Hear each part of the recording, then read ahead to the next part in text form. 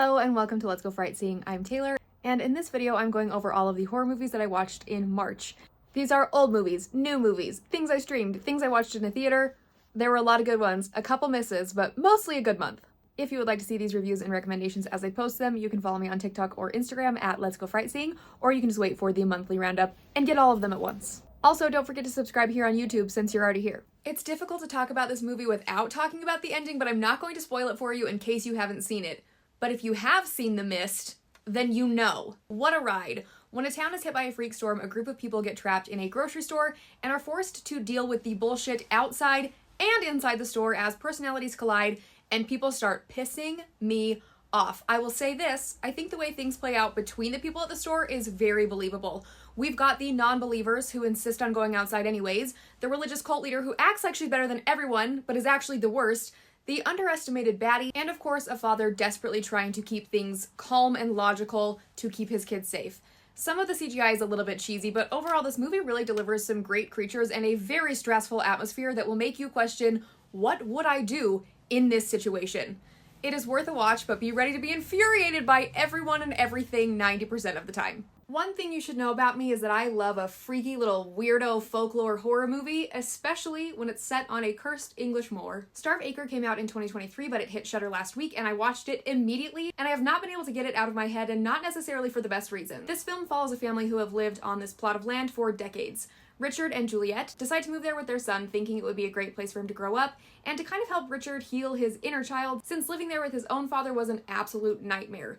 Unfortunately, it seems that there is some kind of an evil that flows deep within the soil of this property. They call it Starve Acre because crops won't grow there, but there is definitely more sinister things at play here. The couple eventually finds themselves in a terrible, heartbreaking situation, and the evil lurking beneath the grass is invited into their home. This movie has that perfectly bleak, muted color palette that adds to the ambience so well. The acting is great, and like I said, the folklore elements really kick it up to a bizarre and very memorable story. The pacing on this one is a bit slow at parts. You find yourself really involved and gripped by the story at some points, but it drags a little bit at others. Overall, I would say it's worth a watch if you enjoy a freaky little folktale slow burn horror like I do. A lad's holiday goes terribly wrong, but we all win because this movie is incredible. The Ritual is such a great mix of spooky woods, folklore, culty stuff, and really great camera work and atmosphere. I'm honestly surprised that this movie is sitting at a 3.2 on Letterboxd because I genuinely loved it. Also, shout out to this reviewer who called it The Blair Witch Project. Anyway, The Ritual follows a group of lads off for a weekend of hiking on a beautiful Swedish mountainside. One of our clumsy lads falls and busts his knee, so they decide to take a shortcut, bad idea, through the woods. They start seeing bizarre things among the trees and then are forced to hide out in a cabin when it starts pouring rain. Things get even freakier when they all start having weird dreams and find what looks like a cult effigy in the attic of the cabin. We follow the boys through the woods as things get more and more unhinged and an ancient mystery unfolds around them. 10 out of 10 for creature design, very original story, and I liked all the actors. Well done, lads. Fun fact, Disney owns the copyright to Monkeys with Symbols because of this terrifying little guy in Toy Story 3, which is based off of the original musical Jolly Chimp toy made in the 70s, which is why the monkey in the movie The Monkey plays a drum instead. Which I personally think works really well because it's like explosion, death, total destruction. The Monkey, directed by Osgood Perkins, is adapted from a Stephen King short written in 1980. Too bad they didn't make it into a movie sooner because then Stephen King would own the film rights for Monkeys with Symbols and Disney would have had to come up with something different. Anyways, just as Stephen King promised, this movie is batshit insane in all of the best ways. It is a bad luck, cursed object, Rube Goldberg death trap horror comedy that I already know will be in my top favorites for 2025.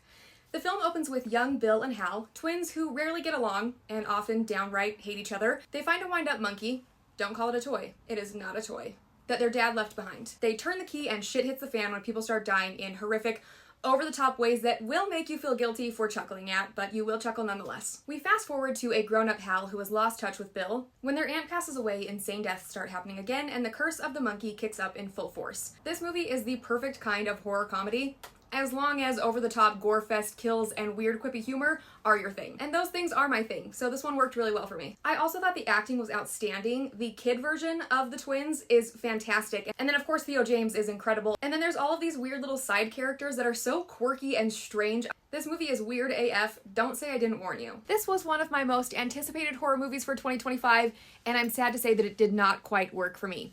I can't exactly put my finger on what made me dislike Death of a Unicorn.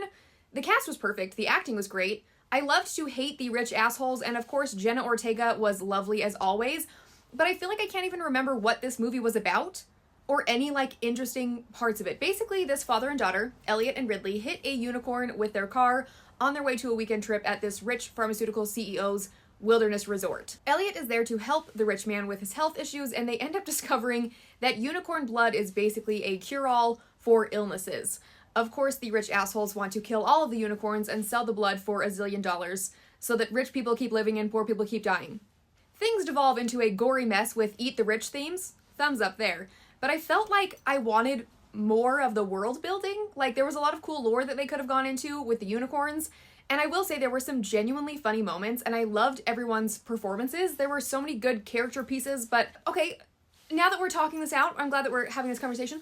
Maybe it didn't hit for me because it was a little bit too much on the comedy side and not enough on the horror side, and I like it to be a little bit more balanced. It kind of felt like a silly comedy with minor horror elements rather than a horror movie with comedic undertones, which is what I like. And it wasn't bad, it just wasn't a super memorable thing for me personally. The creature design was interesting, but honestly, they could have used literally any creature and it would have all played out the exact same way because they didn't give us enough about the scary unicorns. I want more scary unicorns. I want more lore that would make an impact on the story.